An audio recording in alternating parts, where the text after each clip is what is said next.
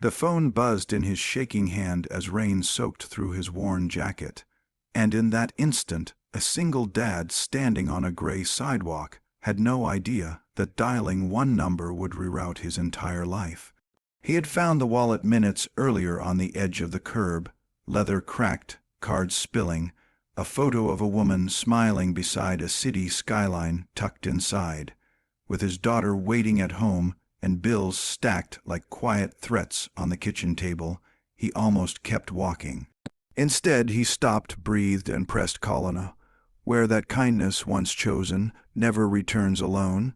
Before the story goes any further, if you believe in kindness, second chances, and the quiet miracles that come from doing the right thing when no one is watching, please take a moment to like, comment, share, and subscribe to the channel Grandma Dearie.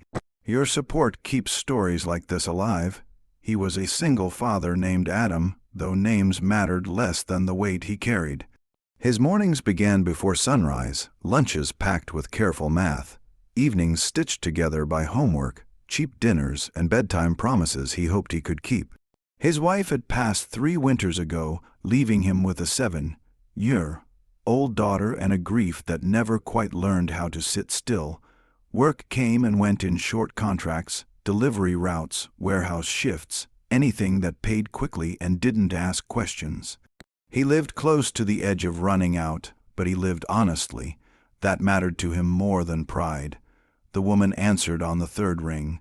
Adam gave the simple facts, the address where he waited, the description of the wallet, the reassurance that everything was intact. He didn't hear relief as much as disbelief in her breathing, like someone who had braced for loss and been offered mercy instead. When she arrived, the street seemed to pause. She stepped out of a car that looked like it belonged to a different world. Clean lines, quiet power, and yet she moved with the careful urgency of someone who had been afraid. She wore red, a color that cut through the gray day, and when she reached for the wallet, her hands trembled. Adam noticed small things because his life had trained him to. He noticed the faint crease of worry between her brows, the way she scanned the sidewalk before meeting his eyes, the gratitude that didn't know where to land. She thanked him with a sincerity that felt heavier than words, and he nodded, embarrassed by the attention.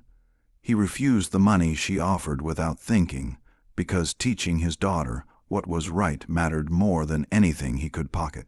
As she drove away, the rain eased, and Adam felt lighter, though he couldn't explain why. Days passed. Life returned to its careful routine. Then came the call. Not a thank you this time, but an invitation wrapped in hesitation. The woman had questions, she said, about him, about why he had stopped, about what his life looked like beyond that sidewalk. Adam almost declined. He was tired, wary of hope, practiced at keeping his world small. But something in him remembered the way her relief had sounded like prayer, and he agreed. What followed didn't rush. It unfolded the way real change does, slow, uncertain, stitched together by ordinary moments.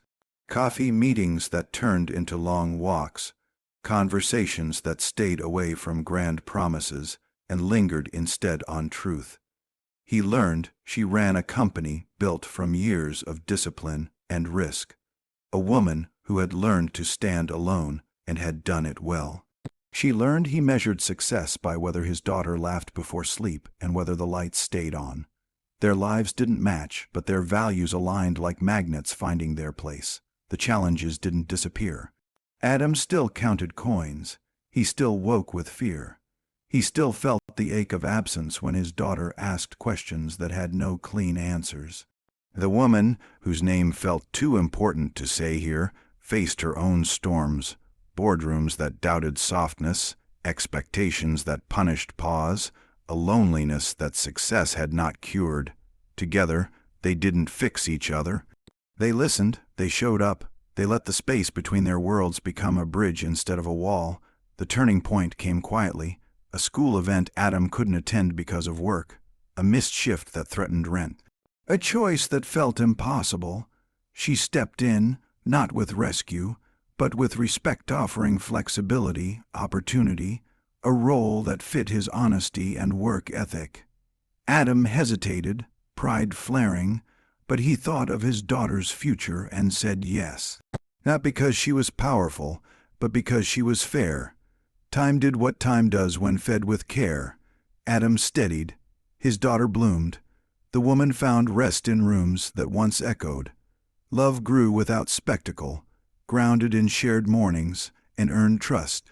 And it all traced back to a sidewalk, a wallet, and a man who chose to stop. Just before this story ends, please leave a comment telling us where you're watching from and one small act of kindness that changed your life. Near the end of a long year, Adam stood again on that street, now dry and bright. He held his daughter's hand, felt the future breathe. He understood something simple and vast. Lives change not when fate shouts, but when conscience whispers and we listen. If this story touched your heart, if it reminded you that goodness still matters, please like, comment, share, and subscribe. Your engagement tells us these stories belong.